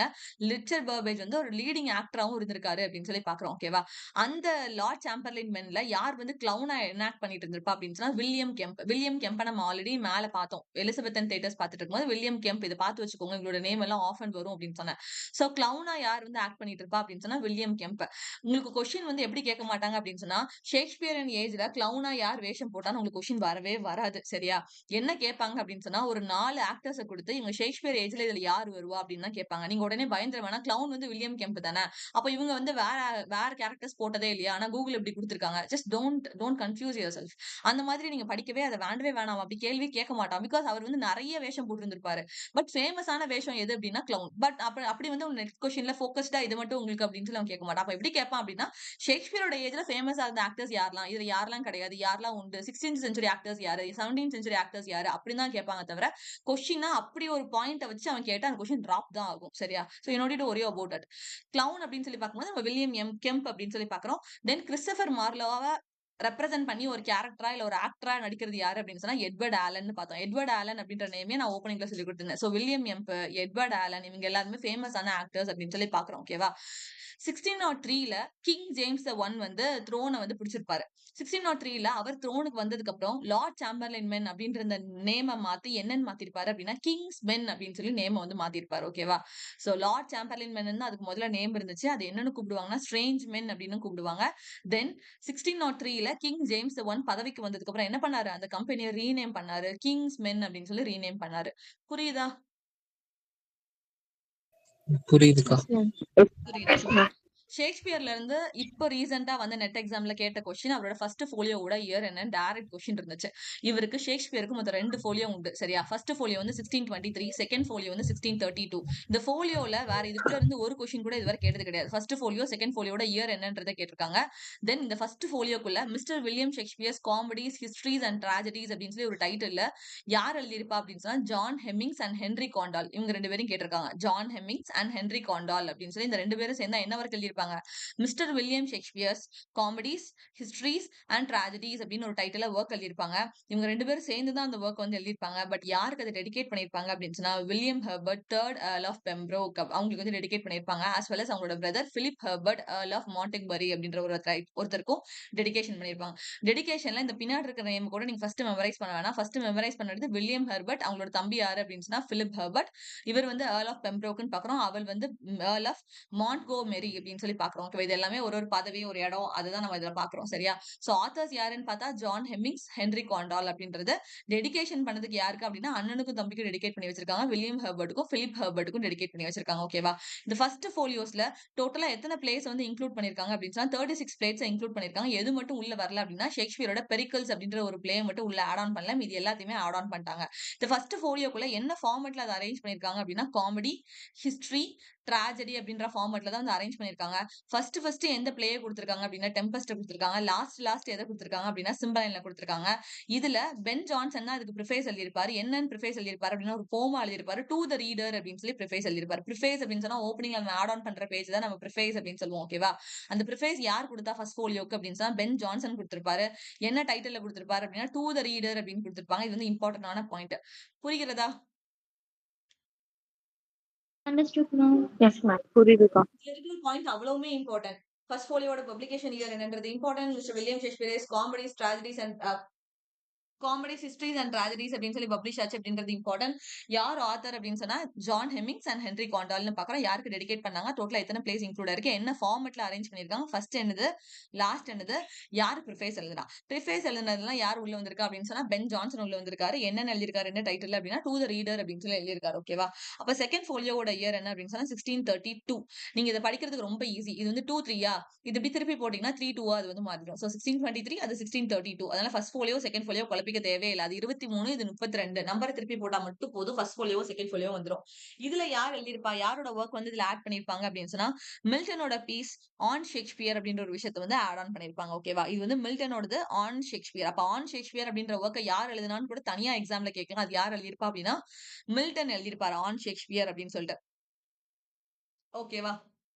நெக்ஸ்ட் ஷேக்ஸ்பியரோட ஃபேம் அப்படின்னு சொல்லி பார்க்கும்போது வில்லியம் ஷேக்ஸ்பியரோட ஒர்க்கை ஃபுல்லா ஃபர்ஸ்ட் யார் எடிட் பண்ணிருப்பா அப்படின்னு சொன்னா Nicholas Rowe. Nicholas Rowe already நம்ம எங்க பார்த்தோம், பயோகிராஃபர். அவர் வந்து பயோகிராஃபர் அப்படின்னு சொல்லி பார்த்தோம். ஓகேவா? வில்லியம் ஷேக்ஸ்பியரோட ஒர்க்ஸ் ஃபுல்லா எடிட் பண்ணி அவர் 1709ல பப்ளிஷ் பண்ணிருப்பாங்க. இது ஆல்ரெடி நெட் கொஸ்டின். என்னன்னு கேட்டிருந்தாங்க அப்படின்னு சொன்னா நிக்கோலஸ் ரோவோட எடிஷன் எப்போன்னு தான் கேட்டிருந்தாங்க. பிகாஸ் இதை நான் இதோட டைட்டில் என்ன அப்படின்றத நானும் தேட ட்ரை பண்ணேன். பட் டைட்டில் அப்படின்னு சொல்லி நிக்கோலஸ் ரோ எதுவுமே ஃபிக்ஸ் பண்ணவே இல்லை. பட் ஷேக்ஸ்பியரோட ஒர்க் ஃபுல்லா எடிட் பண்ணி அவர் என்ன பண்ணிருக்காருன்னா பப்ளிஷ் பண்ணிருக்காரு 1709ல. அதனால இதோட இயர் வந்து இம்பார்ட்டன்ட் 1709 அப்படின்றது. ஓகேவா? தென் 18th செஞ்சுரி ஷேக்ஸ்பியர் அண்ட் ஆக்டர்ல எதுக்கு நீங்க 18th செஞ்சுரி அப்படின்னு ஏன் கொடுத்திருக்கீங்க அப்படின்னு சொன்னா ஷேக்ஸ்பியர் இருந்தது என்னவோ 15th செஞ்சுரி அந்த டைம் பீரியட்ல தான் அவர் இருந்தாரு. ஓகேவா? ஆனா 16th 17th 18th செஞ்சுரியில வரும்போது அந்த டைம் பீரியட்லயும் ஷேக்ஸ்பியரோட பிளேஸ தியேட்டர்ஸ்ல எனாக்ட் பண்ணிட்டு தான் இருந்தாங்க. ஷேக்ஸ்பியர் எழுதி வச்சுட்டு அந்த டைம் பீரியடோட செத்து போயிட்டாரு. பட் அதுக்கப்புறமா என்ன பண்ணாங்க அப்படின்னு சொன்னா அவரோட பிளேஸ் வந்து எனாக்ட் பண்ணிட்டு தான் இருந்தாங்க. அப்போ அந்த டைம் பீரியட்ல யார் வந்து ஷேக்ஸ்பியரோட மேஜர் பிளேஸ்ல மேஜர் கேரக்டர்ஸா யார் வந்து ஆக்ட் பண்ணா அப்படின்னா டேவிட் கேரிக் அப்படின்ற ஒரு ஆக்டர். ஓகேவா? அப்ப 18th செஞ்சுரி ஆக்டர் தான் யாரு அப்படின்னா டேவிட் கேரிக். இங்க நம்ம ஆக்டர்ஸ் சில பேரை பார்த்தோம் தெரியுமா, வில்லியம் கெம்பர், எட்வர்ட் ஆலன், இவங்க எல்லாமே 15th செஞ்சுரி 16th செஞ்சுரியில வர்றவங்க. இவங்க எல்லாருமே இவர் வந்து 18th செஞ்சுரியில வர்றவர் அப்படின்னு சொல்லி பாக்குறோம். யாரு அப்படின்னா டேவிட் கேரிக். டேவிட் கேரிக்கும் இந்த ஏஜுக்கும் சுத்தமா எந்த ஒரு சம்மந்தமும் கிடையாது. பட் இதுக்குள்ள சேர்த்து கொடுத்துட்டா it will be easy for you அப்படின்றதுனால அந்த பாயிண்ட் நான் இதுக்குள்ள சேர்த்து கொடுத்துட்டேன். புரியுதா இல்ல குழப்பறேனாடா? புரியுது மேம். புரியுதுக்கா. ஓகேவா? தென் ஷேக்ஸ்பியர் ரிலேட்டடா வச்சு நிறைய பேர் ஒர்க் எழுதினாங்க. ஷேக்ஸ்பியர் இப்ப இருக்கிற கண்டெம்பரரி ரைட்டர்ஸ் வரைக்கும் எல்லாரும் ஷேக்ஸ்பியரை எடுத்து எழுதிக்கிட்டே தான் இருக்காங்க. ஓகேவா? அதனாலதான் கொஸ்டின் எப்பவுமே ஷேக்ஸ்பியருக்குள்ள இருந்து வராம அவரோட கண்டெம்பரரி ரைட்டர்ஸ் என்ன பண்ணிருக்காங்க, எதை ரீடெல் பண்ணாங்க, எந்த கேரக்டரை எங்க யூஸ் பண்ணாங்க, யார் வந்து அதை கிரிட்டிக்கல் அனலைஸ் பண்ணா அப்படின்னு தான் நமக்கு கொஸ்டின் கேட்கறாங்க. அப்படி பார்த்ததுல இந்த 4 ஆத்தர்ஸ் வந்து நமக்கு இம்பார்ட்டன்ட் எடுத்து வச்சிருக்கேன். சரியா? ஃபர்ஸ்ட் ஒன் வந்து யார் அப்படின்னா E.M.W. ட்ரில்லியார்ட் அப்படின்னு ரைட்டர். இவர் வந்து ஷேக்ஸ்பியர்ஸ் ஹிஸ்டரி பிளே அப்படின்னு ஒன்று எழுதியிருப்பாரு 1944ல. ஓகேவா? அப்புறம் ஏசி பிராட்லின்னு ஒரு ரைட்டர் வந்து ஷேக்ஸ்பியரியன் ட்ராஜடி அப்படின்னு எழுதியிருப்பாரு 1904ல. அப்புறம் ஃப்ரெட்ரிக் எஸ் போஸ் அப்படின்னு ஒரு ரைட்டர் ஷேக்ஸ்பியர் அண்ட் ஸ்பிரிட்டேடர்ஸ் அப்படின்னு ஒரு ஒர்க் எழுதியிருப்பாரு 1896ல. இதுக்கு கீழே அவர் என்ன பண்ணிருப்பாரு அப்படின்னா ப்ராப்ளம் பிளே அப்படின்ற ஒரு டேர்ம் வந்து காயின் பண்ணிருப்பாரு. ஏன் ப்ராப்ளம் பிளே அப்படின்னு சொன்னா ஷேக்ஸ்பியர் அவரோட பிளேஸ் எழுதும் போது 36 பிளேஸ் எழுதும் போது அவர் இது இந்த ஜான்ரா கீழே தான் வரும், இப்படிதான் இதை பிரிக்கணும்னு அவர் எதையும் பிரிச்சு வச்சுட்டு செத்து போல. ஓகேவா? அவர் வாட்டுக்கு எழுதினாரு, அவர் வாட்டுக்கு போயிட்டாரு ஜாலியா. அதுக்கப்புறம் வந்து கிரிட்டிக்ஸ் என்ன பண்ணாங்க அப்படின்னு சொன்னா இது வந்து ஷேக்ஸ்பியரோட ட்ராஜடி, இது ஷேக்ஸ்பியரோட காமெடி, இது வந்து ட்ரெஜை காமெடி, இது வந்து அவரோட ப்ராப்ளம் பிளே அப்படின்னு சொல்லிட்டு ஒவ்வொரு பிளேஸ் எல்லாத்தையும் ஒவ்வொரு செக்டாரா பிரிச்சுக்கிட்டாங்க. பட் ஒவ்வொருத்தரும் ஒவ்வொரு மாதிரி பிரிச்சிருக்காங்க அப்படின்றதுனால இதுதான் பிக்சடா, இது வந்து ஒரு காமெடி கீழே தான் வரும், இது வந்து ட்ராஜடி கீழே தான் வரும், பிக்சடா எதையுமே வந்து ப்ராப்பரா பிக்ஸ் பண்ண முடியல. ஒவ்வொரு வெப்சைட்லயும் ஒவ்வொன்றும் அங்க இங்கேயும் மாறி மாதிரி இருக்கும். ஓகேவா? பிகாஸ் எல்லாமே ஒவ்வொரு கிரிட்டிக்ஸ் வந்து கண்டுபிடிச்சது, ஒவ்வொரு கிரிட்டிக்ஸ் ஒவ்வொரு ஜான்ரா கீழே தூக்கி போட்டுக்கிட்டாங்க. But Frederick S Boas Shakespeare and predecessors அப்படின்ற அந்த ஒர்க்குக்கு கீழே 1896 அந்த ஒர்க்கை பப்ளிஷ் பண்ணிருப்பாரு. அது கீழே ஒரு டேர்ம் காயின் பண்ணிருப்பாரு. என்ன அப்படின்னா அப்படின்னா ப்ராப்ளம் பிளே. ப்ராப்ளம் பிளே அப்படின்னு சொல்லிட்டு ஷேக்ஸ்பியரோட 36 பிளேல இருந்து ஒரு 5 பிளேயை மட்டும் எடுத்து ப்ராப்ளம் பிளே அப்படின்னு சொல்லி அவர் வந்து பிரிச்சு கொடுத்திருப்பாரு நமக்கு. ஓகேவா? அந்த ப்ராப்ளம் பிளே என்னன்றதை நான் கீழே கொடுத்திருக்கேன். அப்புறம் வில் பிரைசன் அப்படின்றவர் வெறும் ஷேக்ஸ்பியர்னு ஒரு ஒர்க் எழுதியிருப்பார் 2007ல. இந்த பில் பிரைசனை நீங்க படிக்க தேவையில்ல, இது ஜஸ்ட் கொடுத்திருக்கேன் அவ்வளவுதான். நீங்க படிக்க வேண்டியது ஃபர்ஸ்ட் 3 பேர் தான். ஓகேவா? இதை நான் எப்படி படிச்சேன் அப்படின்னு சொன்னா இஎம்டபிள்யூன்னு இருக்கா, இது வந்து பிஎம்டபிள்யூ ஞாபகம் வச்சுக்கோங்க. பிஎம்டபிள்யூ அப்படின்றது பழைய கார், முன்னாடி இருந்தே பெரிய கார். பெரிய கார் அப்படின்னா நம்ம எதை சொல்லுவோம்னா பிஎம்டபிள்யூ, ஆடி, இதெல்லாம் நமக்கு ஏதோ பெரிய கார் மாதிரி ஃபீல் ஆகும். அப்ப அதெல்லாம் முன்னாடி இருந்தே இருக்கு. அப்ப அது வந்து ஹிஸ்டரி முன்னாடி இருந்தே வருது. ஓகேவா? அதனால இந்த பிஎம்டபிள்யூ அப்படின்னு சொல்லி ஸ்டார்ட் ஆகிற ஆத்தரோட டைட்டில் என்ன வரும் அப்படின்னு சொன்னா ஷேக்ஸ்பியர்ஸ் ஹிஸ்டரி பிளே அப்படின்னு வரும். as well as அதுல டபுள் நம்பர் வரும் 1944 ஞாபகம் வச்சுக்கோங்க. அப்ப மிச்சம் இருக்கிறது யாரு? AC Bradley. ஏசி பிராட்லியோட ஷேக்ஸ்பியர் ட்ராஜடி இது ஆல்ரெடி நெட் கொஸ்டின் 1904ல பப்ளிஷ் ஆச்சு. ஃப்ரெட்ரிக் எஸ் போஸோட பேரே வித்தியாசமா தான் இருக்கும். as well as அவரோட டைட்டிலும் வித்தியாசமா தான் கொடுத்திருப்பாரு. அதுலதான் என்ன டேர்ம் காயின் பண்ணிருப்பாரு அப்படின்னா ப்ராப்ளம் பிளே அப்படின்னு காயின் பண்ணிருப்பாரு. இந்த இஎம்டபிள்யூ மட்டும் பிஎம்டபிள்யூ ஞாபகம் வச்சுக்கோங்க. ஹிஸ்டரி பிளேன் ஞாபகம் வச்சுக்கோங்க. 44 பப்ளிகேஷன் ஞாபகம் வச்சுக்கோங்க. It will be easy for you to memorize. ஓகேவா? கிளியர்? கிளியர்க்கா. ஓகே. Yes, ma'am. ஷேக்ஸ்பியரோட டைம் பீரியட்ல மெர்மைட் டாவரன் அப்படின்னு சொல்லி ஒரு கூட்டம் இருந்துச்சு. ஓகே, மெர்மைட் டாவரன்னா ஒண்ணுமே இல்ல, எல்லாரும் சேர்ந்து சோஷியலைஸ் ஆகி ட்ரிங்க் பண்றதுக்கு ஒரு கிளப் மாதிரி ஸ்டார்ட் பண்ணதான் அந்த மெர்மைட் டாவரன் அப்படின்னு சொல்லி. இது எங்க லொகேட் ஆயிருக்கு அப்படின்னு சொன்னா சீப் சைட் அப்படின்ற ஒரு பிளேஸ்ல லொகேட் ஆயிருக்கு. இதுல இருந்து கொஸ்டின் கேட்டது கிடையாது, பட் தெரிஞ்சு வச்சுக்கோங்க, மேபி கேட்கலாம். இந்த மெர்மைட் டாவரன் கீழே யாரெல்லாம் வந்து மெம்பர்ஸ் இருந்தா அப்படின்னு சொன்னா Ben Jonson, John Donne, John Fletcher and Francis Beaumont, Thomas Coryat, John Selden, Richard Carew, William Strachey. இதுல யாரெல்லாம் இம்பார்ட்டன்ட் சொல்றேன் அவங்கள மட்டும் படிங்க, வேற யாருமே தேவையில்ல. இவ்வளவு பேர் தான். பென் ஜான்சன் உங்களுக்கு தெரியும். ஜான் டன்னை நம்ம ஆல்ரெடி மேல பார்த்தோம். ஜான் டன்னுக்கு என்ன சானட் பார்த்தோம்? Holy sonnet. Holy sonnet. Holy Sonnets. அதுல டோட்டலா எத்தனை சானட்ஸ் இருக்கும்? எந்த இயர்ல பப்ளிஷ் பண்ணிருப்பாங்க? 19 sonnet. கரெக்டா? 19 சானட்ஸ். எந்த இயர்ல பப்ளிஷ் பண்ணிருப்பாங்க? டபுள் நம்பரா வரும். 1633. கரெக்ட், 1633. பென் ஜான்சனை கொஞ்ச நேரத்துக்கு முன்னாடி எங்கேயோ பார்த்தோம் ஃபர்ஸ்ட் போலியோக்குள்ள. என்ன எழுதியிருப்பாரு தலைவர் வந்து? ப்ரிஃபேஸ். அதான் என்ன டைட்டில் எழுதியிருப்பாரு? To the reader. Correct, to the reader எழுதிருப்பாங்க. சரியா? இந்த பிரான்சிஸ் பியாமோண்டும் ஜான் ஃபிளெச்சரும் பிரான்சிஸ் பியாமோண்டும் இம்பார்ட்டன்டான ஆளு. இவங்க கிட்ட இருந்து குரோனாலஜி ஒரு தடவை இப்ப ரீசெண்டா கேட்டாங்க. சரி, அவங்க யாருன்றதை நான் நடத்தமோ சொல்லி கொடுக்க, நேம் மட்டும் படிச்சு வச்சுக்கோங்க இதுல. அடுத்தது ஷேக்ஸ்பியரோட போயட்ரி. அவர் ரொம்ப கம்மியான போயட்ரி தான் எழுதியிருப்பாரு. சரியா? ஃபர்ஸ்ட் ஒன் என்னது அப்படின்னா வீனஸ் அண்ட் அடோனஸ் அப்படின்னு ஒன்று எழுதியிருப்பாரு 1593ல. Rape of லுக்ரிஷி 1594. உங்களுக்கு எப்பவுமே குரோனாலஜி எதுல அடி வாங்கும் அப்படின்னு சொன்னா ஷேக்ஸ்பியர், ஸ்பென்சர், சிட்னி, இவங்க 3 பேர்கிட்ட இருந்து குரோனாலஜி கேட்டாங்க அப்படின்னா லைட்டா கஷ்டமா இருக்கும். ஏன் அப்படின்னு சொன்னா எல்லா இயரும் 91, 92, 93, 94 இந்த 4 வருஷத்துக்குள்ள நிறைய ஒர்க்ஸ் வந்து வரும். இவங்க கிட்டயே 93, 94 இருக்கா? அதே மாதிரி தான் சிட்னியும் ஸ்பென்சரும். வெறும் 2 வயசு வித்தியாசத்துல 2 பேரும் பிறந்திருப்பாங்க. சிட்னியும் சரி, ஸ்பென்சரும் சரி. சரியா? அப்போ அவங்களோட ஒர்க் எல்லாமே ஓவர்லாப் ஆயிட்டே இருக்கும். இவர் ஒரு வருஷம் அப்படின்னா அவரும் அதே வருஷத்துல வேற ஒரு ஒர்க் எழுதி வச்சிருப்பாரு. அப்போ இவனுங்க 3 பேரையும் கம்பேர் பண்ணி இவனுங்க 3 பேரோட ஒர்க் 93ல இவ்வளவு வந்து பப்ளிஷ் பண்ணிருக்காங்க, 94ல இது, அப்ப 91ல இது பப்ளிஷ் ஆயிருக்கு, ஷெப்பர்ட்ஸ் கேலண்டர் 79ல பப்ளிஷ் ஆயிருக்கு அப்படின்னு சொல்லிட்டு இயரை நீங்க இப்படி கொஞ்சம் இவனுங்க 3 பேரையும் மட்டும் எடுத்து எழுதி படிச்சீங்க அப்படின்னு சொன்னா மறக்காது. இல்ல நான் தனித்தனியாவே படிச்சுக்கிறேன் அப்படின்னா கடைசி வரைக்கும் 3 பேர் குழப்பிக்கிட்டே தான் இருப்பாங்க. ஏன்னா 3 பேரோட இதுமே 15ல தான் ஸ்டார்ட் ஆகும். 1593, 1592, 91, 90, 79 அந்த மாதிரி இயர்ஸ்குள்ளேயே இவங்களோட சானட் கலெக்ஷனா இருக்கட்டும், போமா இருக்கட்டும், எல்லாமே வந்துட்டே இருக்கும். அப்போ இயரை வந்து தனித்தனியா பிரிச்சுட்டீங்க அப்படின்னு சொன்னா it will be easy for you. ஓகேவா? ஷேக்ஸ்பியரோட போய்ட்ரியில இயர் படிக்க போறது மொத்தமே 2 தான். ஒன்னு வந்து வீனஸ் அண்ட் அடோனிஸ்க்கு, இன்னொரு rape of Lucrece. Venus and Adonis 93. மறு வருஷமே எது பப்ளிஷ் ஆயிருக்கு அப்படின்னா ரேப் ஆஃப் லுக்ரிஷி பப்ளிஷ் ஆயிருக்கு. ரேப் ஆஃப் லுக்ரிஷி யாருக்கு டெடிகேட் பண்ணிருக்காங்க அப்படின்னு சொன்னா ஹென்ரி விர்த்ரோஸ்லி அப்படின்ற ஒரு பர்சனுக்கு டெடிகேட் பண்ணிருக்காங்க. ஹீஸ் ஆல் ஆஃப் சதம்டன் அப்படின்னு சொல்லி பாக்குறோம். ஓகேவா? அவரோட இன்னொரு ஒர்க் என்ன அப்படின்னா லவ்வர்ஸ் கம்ப்ளைண்ட். எனக்கு கம்ப்ளைண்ட் பார்க்கும்போது இன்னொரு ஒர்க் ஞாபகம் வருது. என்ன ஒர்க் ஞாபகம் வந்திருக்கும்? டக்ளஸோட டைட்டில் என்னதுடா? கம்ப்ளைண்ட் ஆஃப் ஸ்காட்லாந்து அப்படின்னு சொல்லி பார்த்தோம். ஓகேவா? அப்ப லவ்வர்ஸ் கம்ப்ளைண்ட் ஆஃப் ஸ்காட்லாந்து. அப்ப லவ்வர்ஸ் கம்ப்ளைண்ட் அப்படின்னு சொல்லி யார் எழுதுனா அப்படின்னு சொன்னா ஷேக்ஸ்பியர் எழுதியிருப்பாரு. அடுத்தது ஃபீனிக்ஸ் அண்ட் த டர்ட்டில்னு ஒரு ஒர்க் எழுதியிருப்பாரு 1601ல. இந்த ஃபீனிக்ஸ் அண்ட் த டர்ட்டில் அப்படின்ற போம லேட்டரா எதுக்குள்ள பப்ளிஷ் பண்ணிருப்பாரு அப்படின்னு சொன்னா ராபர்ட் செஸ்டரோட லவ் ஸ்மார்டையர் அப்படின்றதுக்குள்ள அவர் பப்ளிஷ் பண்ணிருப்பாரு. அதனால தான் இன் ராபர்ட் செஸ்டர்ஸ் லவ் ஸ்மார்டையர் அப்படின்னு சொல்லி கொடுத்திருக்கேன். அப்புறம் பேஷனேட் பில்கிரிம் அப்படின்னு சொல்லி ஒரு ஒர்க் எழுதியிருப்பாரு. இதுல 20 போம்ஸ் இருக்கும். இது வந்து ஒரு ஆந்தாலஜி. சரியா? அவர் மட்டும் எழுதல, நிறைய பேரோட ஒர்க்கை சேர்த்து உள்ள போட்டு வச்சிருக்காங்க. இது யார் எடிட் பண்ணிருப்பா அப்படின்னு சொன்னா வில்லியம் ஜகார்ட் அப்படின்ற ஒரு பர்சன் வந்து எடிட் பண்ணிருப்பாங்க அப்படின்னு சொல்லி பாக்குறோம். கிளியரா ஒர்க்ஸ் எல்லாம்? Yes, ma'am. Venus and Adonis அப்படின்றது ஒரு லவ் போம். சரியா? இதுல வீனஸ் அப்படின்றவ மேல், அடோனஸ் அப்படின்றது ஃபீமேல் அப்படின்ற மாதிரி நமக்கு காமிச்சிருப்பாங்க. இதுல போம் வந்து எதுல கான்ட்ராஸ்டா இருக்கும் அப்படின்னு சொன்னா இதுல வந்து பாசிவ் மேல் செக்ஷுவாலிட்டியும் ஆக்டிவ் ஃபீமேலும். எப்ப பார்த்தாலும் ஒரு லவ் ஸ்டோரி எடுத்துக்கிட்டோம் அப்படின்னு சொன்னா, பொண்ணு வந்து அமைதியாவே இருப்பா. பையன் வந்து ரொம்ப துருதுருன்னு இருக்கிற மாதிரி இருக்கும். பட் இந்த வீனஸ் அண்ட் அடோனஸ்குள்ள அப்படியே ஆப்போசிட்டா குடுத்திருப்பாங்க. மேல் வந்து ரொம்ப பாசிவா இருப்பான். ஃபீமேல் வந்து ரொம்ப ஆக்டிவா இருப்பாங்க. ஓகேவா? இது எத பார்த்து இன்ஸ்பயர் ஆகி எழுதியிருப்பாங்க அப்படின்னு சொன்னா, ஓவிடோட மெட்டமார்ஃபோசிஸ் அப்படின்னு சொல்லி பார்க்கிறோம். ஓவிடோட மெட்டமார்ஃபோசிஸ் அப்படின்னு சொல்லி பார்க்கும்போது, இதே மாரி மெட்டமார்ஃபோசிஸ் அப்படின்னு சொல்லி யார் எழுதியிருப்பா? Franz Kafka. Franz Kafka. எந்த இயர்ல பப்ளிஷ் ஆயிருக்கும்? 1915. 1915ல. ஓகேவா?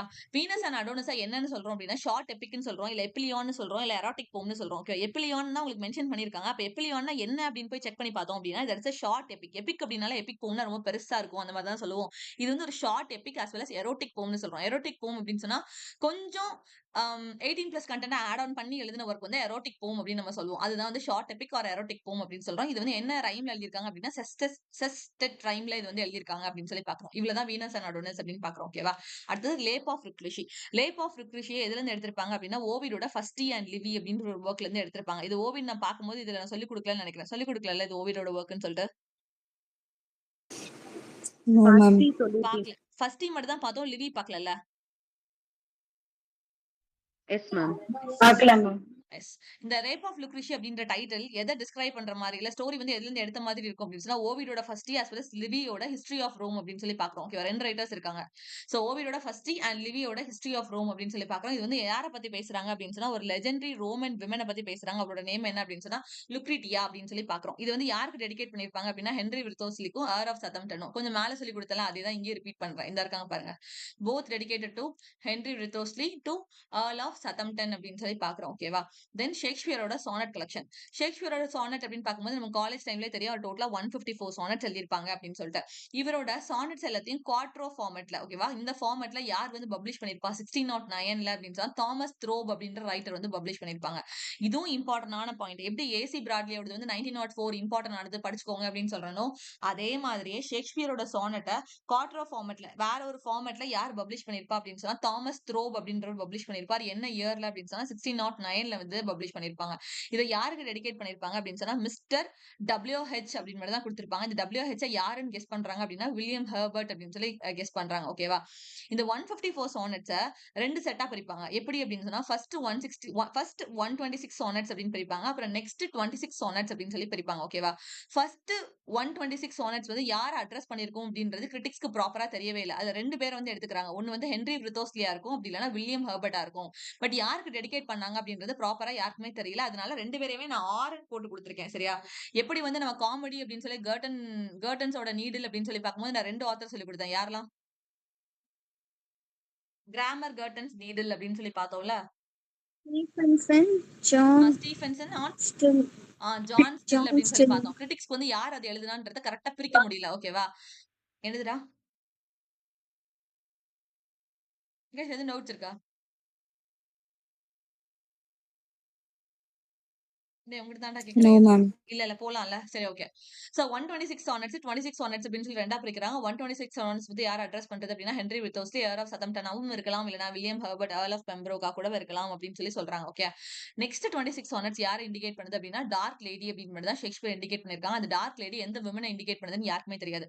மேரி ஃபிட்டானா இருக்கலாம், எமிலியா லானியரா இருக்கலாம், லூசி மார்கனா இருக்கலாம் அப்படின்னு சொல்லி மூணு கேர்ள்ஸையுமே எடுத்திருக்காங்க. அந்த மூணு கேர்ள்ஸை யாரை இண்டிகேட் பண்ணுதுன்னு சொல்லி யாருக்குமே தெரியல. சரியா? லாஸ்ட் 2 சானட்ஸ் வந்து யாரை பத்தி பேசுது அப்படின்னா கியூபிட பத்தி பேசுது. இவரோட 154 சானட்ஸ்ல இது வரைக்கும் நெட்ல கேட்ட क्वेश्चंस அப்படின்னு பார்த்தா sonnet 18, sonnet 13, sonnet 126 and anti Petrarchan sonnet வந்து 130 அப்படின்னு சொல்லி பாக்குறோம். ஓகேவா? சானட் அப்படினாலே நம்ம யாரை சொல்லுவோம்? Italian சானட்னாலே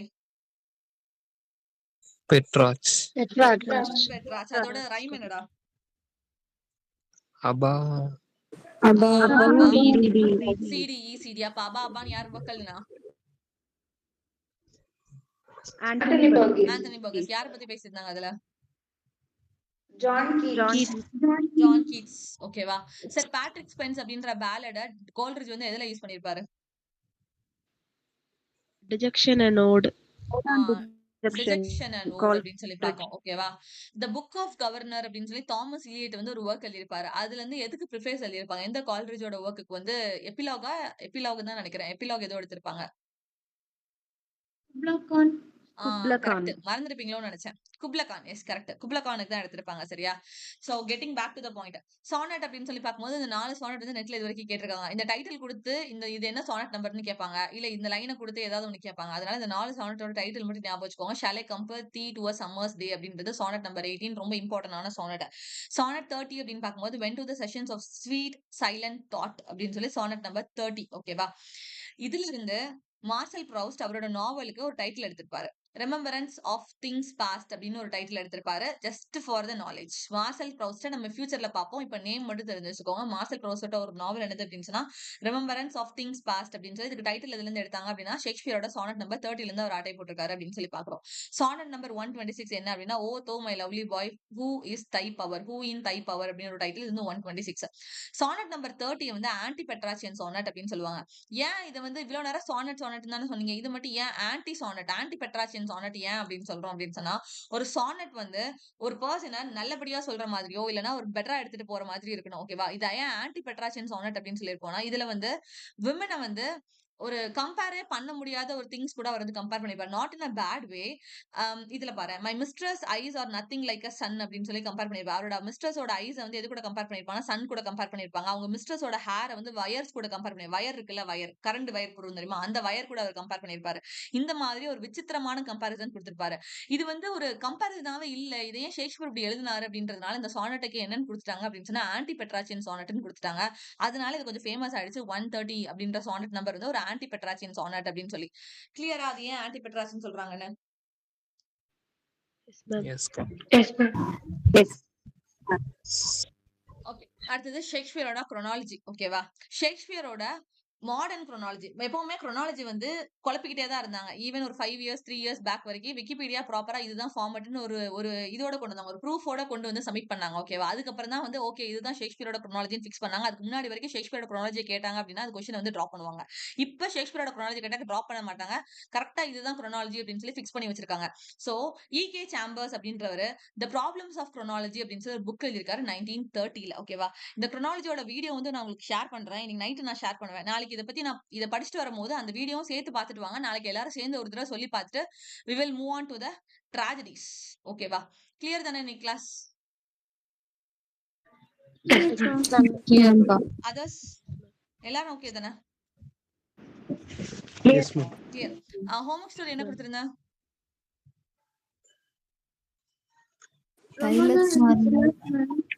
Silas Marner and ரொமோலா. Romola. ஓகேவா? 61 62ல பப்ளிஷ் ஆயிருக்கும். 1861 and 1862ல வந்து பப்ளிஷ் ஆயிருக்கும் அப்படின்னு பாக்குறோம். அந்த ரெண்டு ஒர்க் தான் நாளைக்கு ஹோம்வொர்க் ஸ்டோரி. கரெக்ட்டா உங்களுக்கு ஒரு half an hour break. 8 o'clock we have to assemble. Thank you guys. Thank you, ma'am. Thank you. Thank you. Thank you.